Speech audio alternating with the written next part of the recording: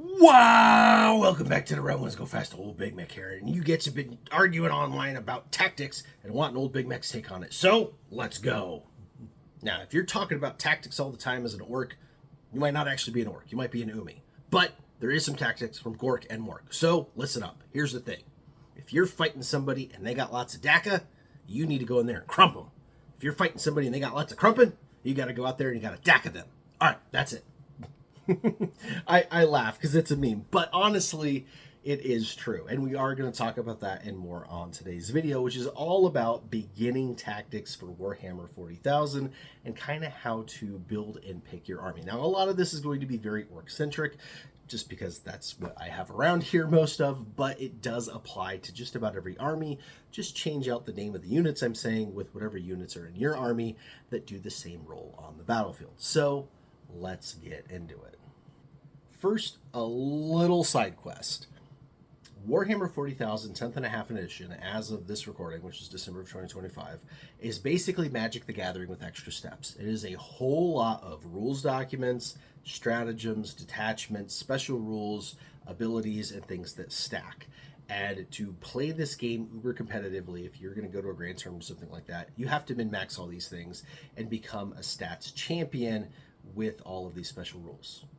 The vast majority of Warhammer is not that. The vast majority of Warhammer is friends playing with each other, home or the friendly local game store or, club or school or whatever, with whatever they have on hand. They might not even all be GW models. So a lot of these really high level tactics that you see online, you can really kind of ignore because unless you're going to go play uber competitively, that's just not the same. These are the very basics of you want to buy things a little smart, you want to use things a little smart, and you want to at least not have an army that's like maximum capability, but does actually like feel good to play because the things do work with each other. Because here's the deal. You've all seen the meme of like the tank, the Lehman Russ driving and it's shooting all of its guns. And there's a tank commander sitting out top and he's yelling, "Drive me closer. I want to hit them with my sword." It's funny and it's kind of true in Warhammer 40K, but that's not actually smart, right? If you put a close combat thing in charge of a tank, the tank doesn't want to be in close combat. The close combat guy doesn't want to be shooting. So when you're putting your army together, you definitely want to keep shooting with shooting, close combat with close combat, and you want to actually have things that work well together. So let's talk about what all that actually means.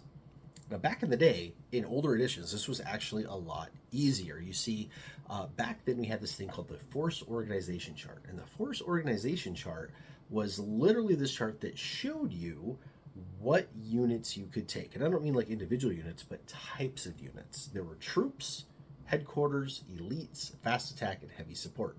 And that was it. Everything fit into one of those five. And you had to take, minimum requirement, you had to take 2 troops and 1 headquarters in order to have a legal army. You also had maximums. You couldn't take more than 2 headquarters. You couldn't take more than 6 troops. You couldn't take more than 3 of anything else. That was your standardized force. And that actually made things a lot more fair than they are today. You also paid individual points for things. So for example, if I took a squad of 5 Space Marines with just bolters, they were pretty low points. If I took a squad of 10 Space Marines, I had to pay more points for the bigger squad. That we still kind of have, but it was literally by individual guy. A Razorback would hold 6 Marines, so having a 6-man squad was a very normal thing. You paid for 6. Nowadays, if you take 6 models, you're still paying for 10. And then same thing with the war gear. If those 10 guys all had frag grenades so that they could assault, if the sergeant was upgraded to a veteran sergeant, if I had a special weapon trooper, all of those things added points to the cost, which helped keep things fair because you could change the cost on the points of the overpowered things so that it really ate into like what else you could take. And so the game was a lot more balanced back in the day. There weren't a whole lot of special rules. Things didn't stack. You didn't have all of these modifiers to things. It was pretty basic. You looked at the chart, and if it said 3 up, it was 3 up. There was no making it 2 up or 4 up or, having feel no pains or this or that. It either did or did not happen. You just rolled the dice once for each thing. And that was a very good time to be into Warhammer.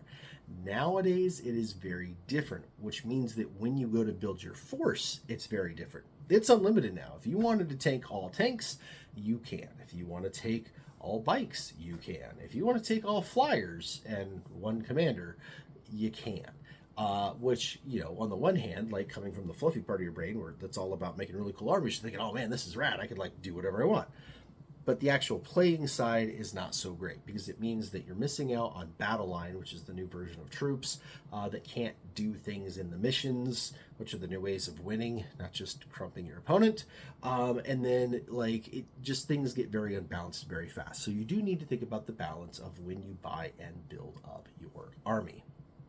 Now, for most armies, you're going to start with the Combat Patrol. The Combat Patrol is a box set that is kind of designed as the start or intro to a new army. Ta-da! This is Combat Patrol Raven Guard. Now, these are Beakies, and this is going to be my new year, new army. And, well, I have a whole bunch of Beakies already, but I wanted to add these to it.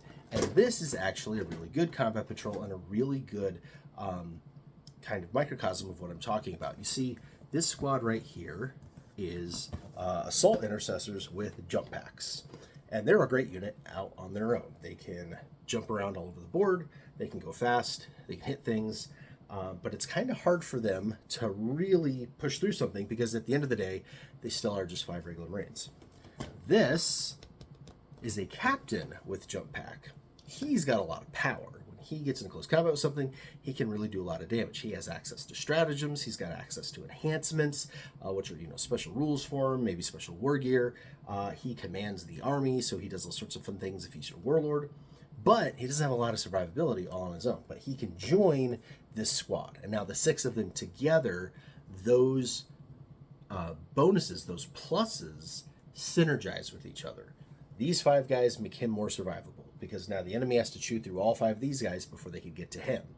He makes them hit harder because all of his attacks help them. And when they hit something, they can actually hit it hard enough to either, like, you know, totally destroy it or make it run away or whatever the case may be.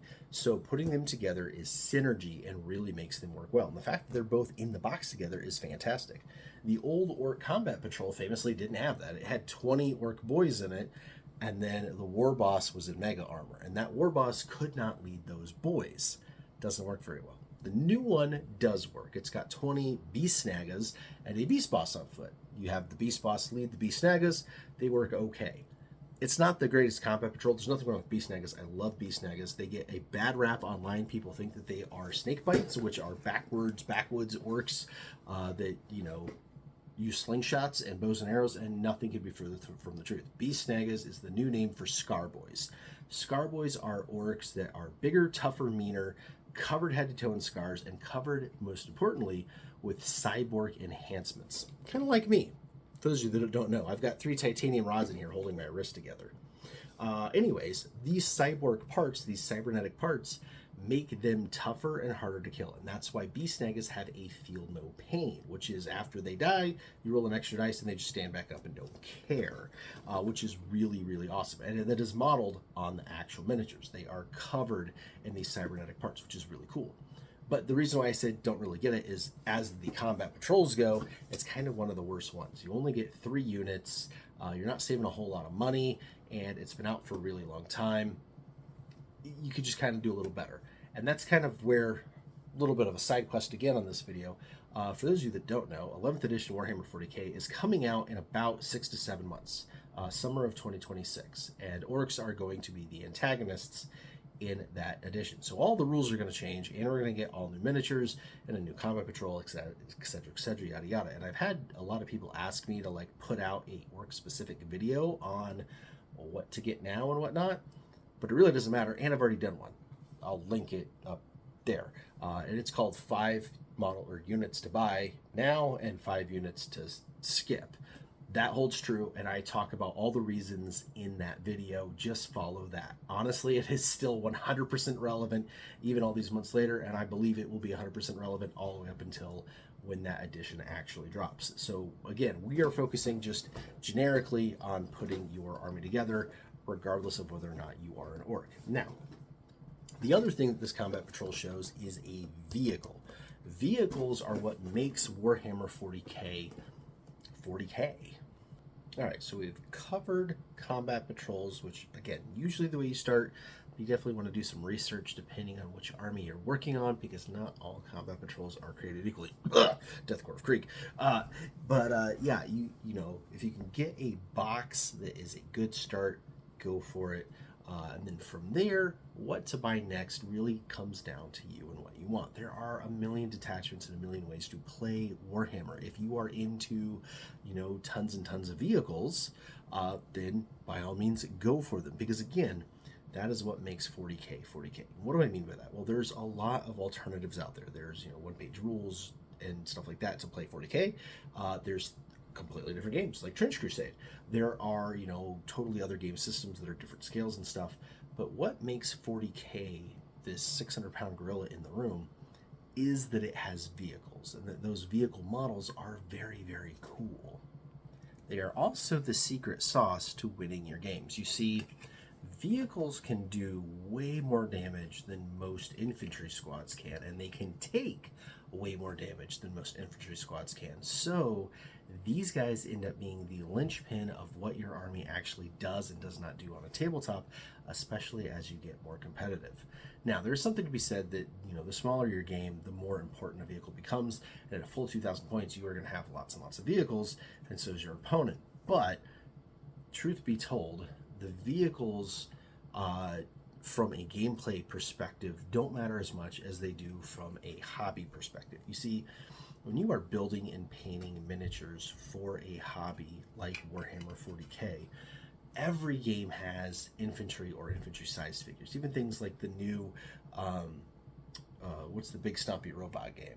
Gundam. There we go. The new Gundam game that's a smaller scale, even though they're big stumpy robots, they're scaled about the size of a regular infantry miniature in Warhammer 40K. Every game is going to have stuff like that.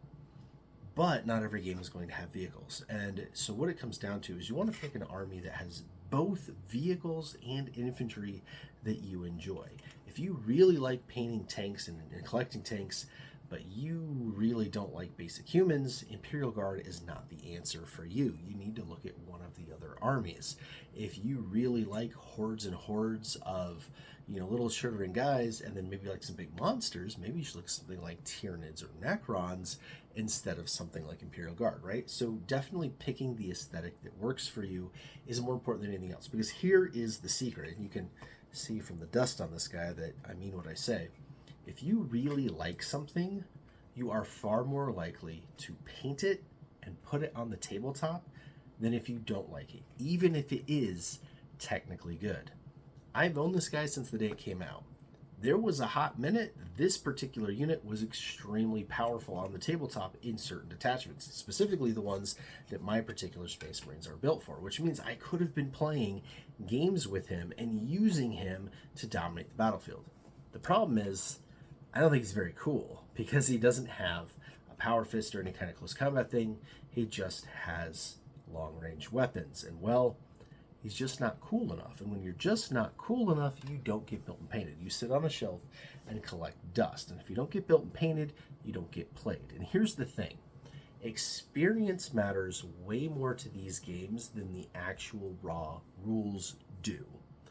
I can take a basic force of regular orc boys and grots and a war boss and a couple of trucks and absolutely mop the floor with most opponents, especially if they are not very experienced with their army yet, simply because I know where my strengths are, where my weaknesses are, and I know how to maximize my strengths, minimize my weaknesses, and do the opposite to my enemy based on my tactics on the tabletop. That was the meme that we started with. You want to shoot the guys that are good at close combat, and you want to get into close combat with the guys that are good at shooting. You want your pluses up against their minuses, not the other way around. And all that comes from positioning, movement, experience, those kind of things that don't have anything to do with actual stats on the tabletop.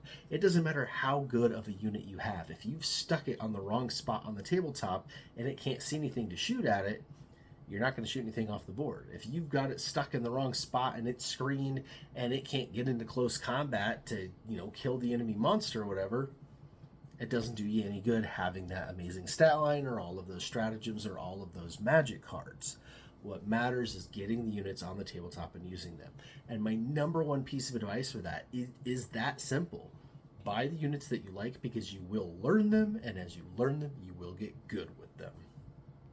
All right, I feel like I've laid down some good foundational knowledge for you in your journey, but let's get a little bit more specific.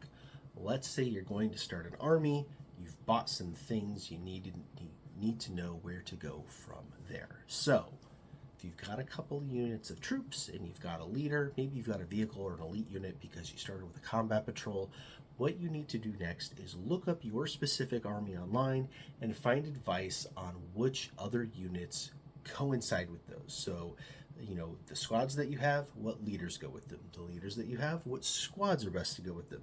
The vehicles that you have, what is the best way to support them.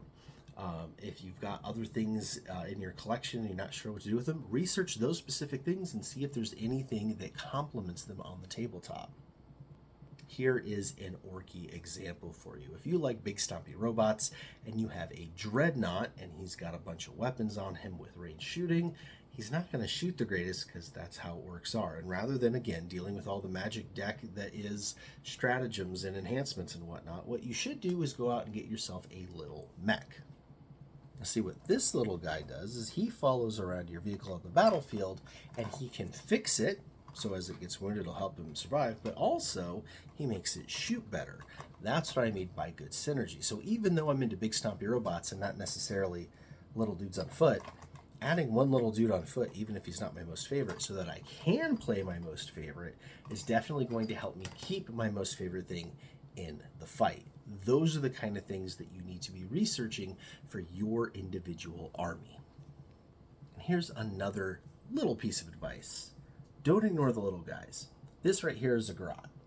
Grots, or Gretchen, are one of the weediest units in the game, not just for orcs, but just in all of Warhammer 40k. They don't have a great stat line, they're not brave in combat, they don't do a lot of damage, but they are extremely useful on the battlefield. You see, they can do what's called screening. By having a unit of these guys out in my deployment zone, it prevents the enemy from going past them or through them to get to more important things behind them. They can also sit on the objective and hold the objective, which helps you actually win the games, and they can perform actions such as farm what's called command points. Command points are the things you spend to do all those magic card things. So basically, these guys have a bunch of uses on the battlefield that aren't necessarily killing things. And there are lots of units like that for all the different armies. So once again, just because it's not the biggest, coolest, meanest, whatever, has the most swords, doesn't mean that it's not good. Doesn't mean that it doesn't have value on the tabletop. So you really need to look at the whole range of miniatures and units available for your army so that you're not passing up something extremely useful just because it's a little on the weedy side. Next, let's talk about transports. You see, I did spend quite a bit of this video talking about how experience and movement makes such a difference and having the right thing in the right places. Not everything moves fast and not everything is durable, and for that you need transports. Transports are things that your units can ride around in that will keep them protected on the battlefield until you've got them where they need to go. Now, these are not always needed. That battle force I showed, or the combat patrol that I showed you at the beginning of the video, those jump pack guys fly really fast. They can fly around wherever they need to go. They don't need to ride in a transport. The other guys, the 10 regular dudes, they can deep strike. They can actually come into the battle on the opponent's side of the table. They can go somewhere that's not normal. And those kind of things are actually quite common in Warhammer 40k. There are lots of units, even among orcs. Def Copters can do deep strike things. Commandos can do deep strike things. There's teleportas for mega knobs and things like that.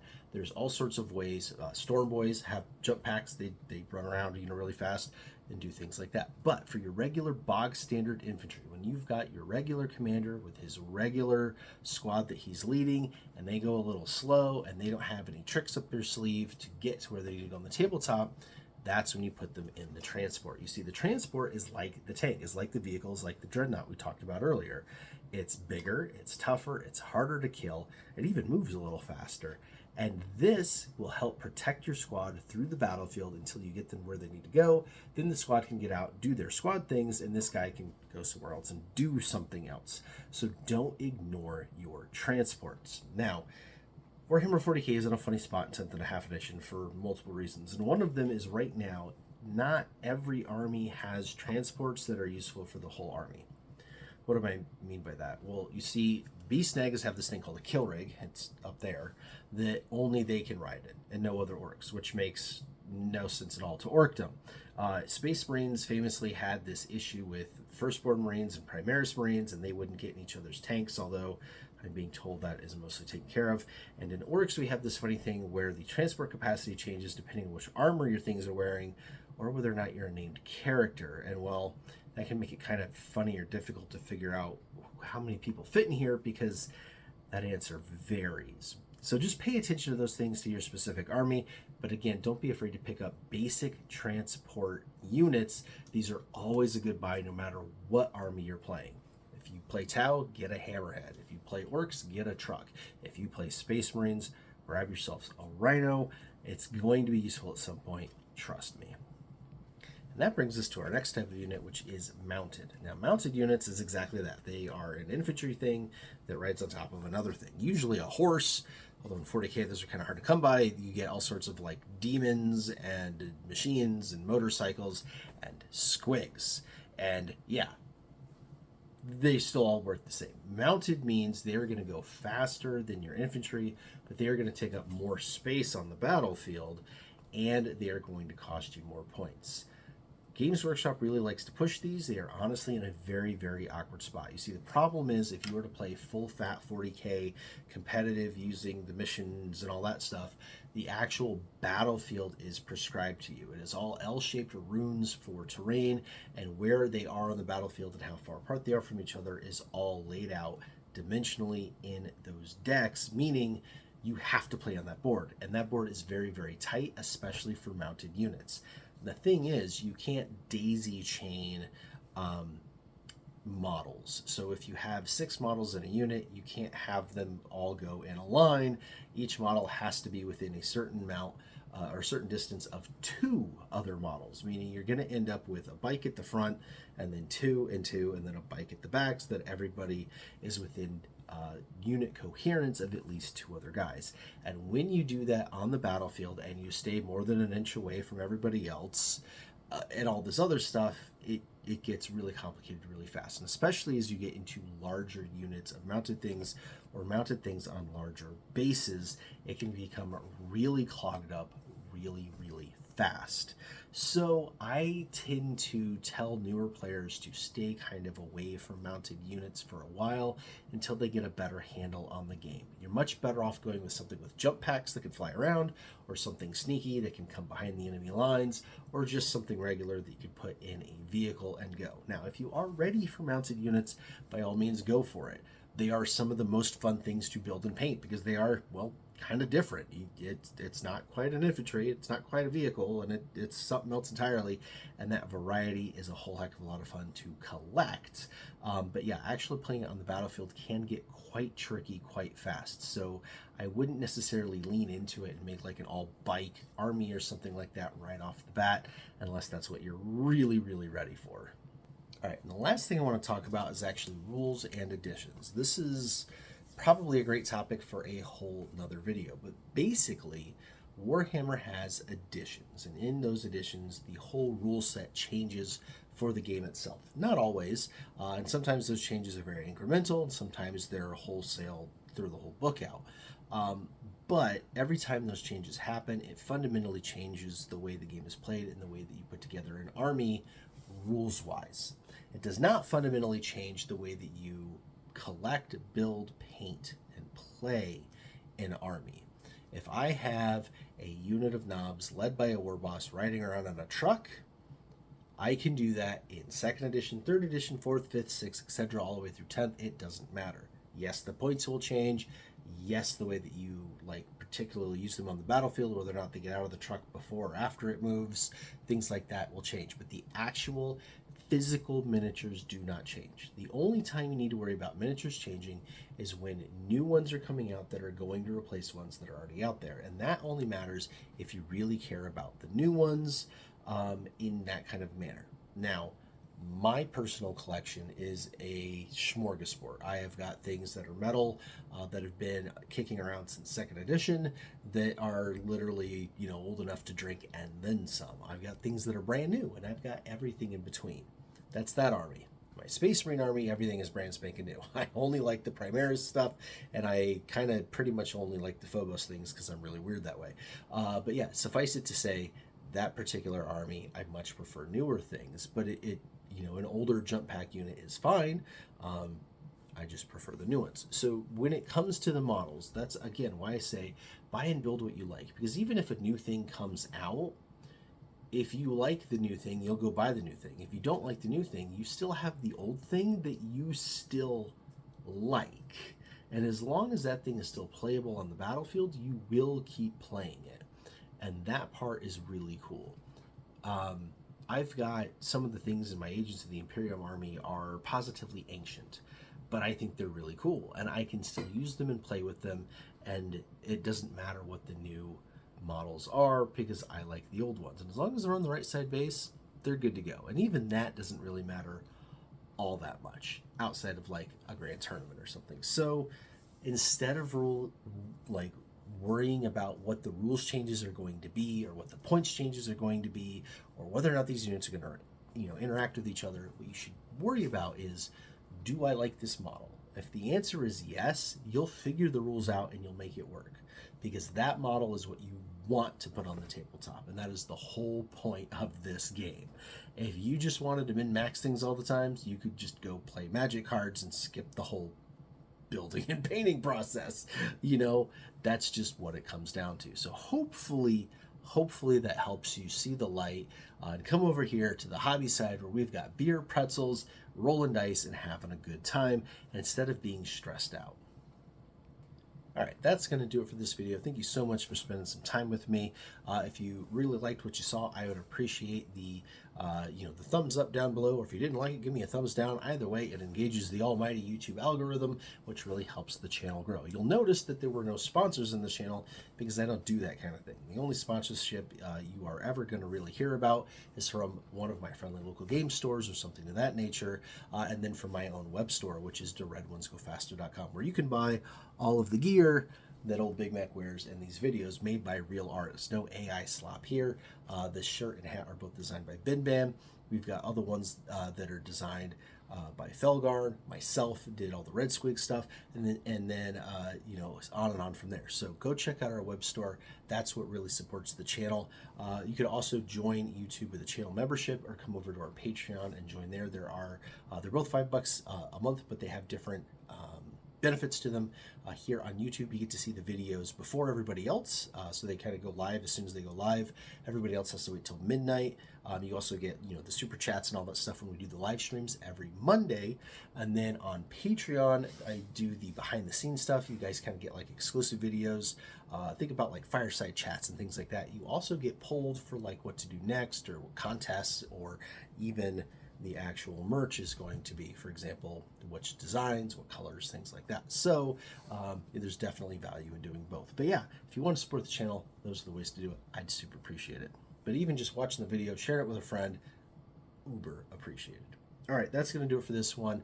I'm old Big Mek. I hope to see you in another video. And in between now and then, it's time for you to Waaaaagh on.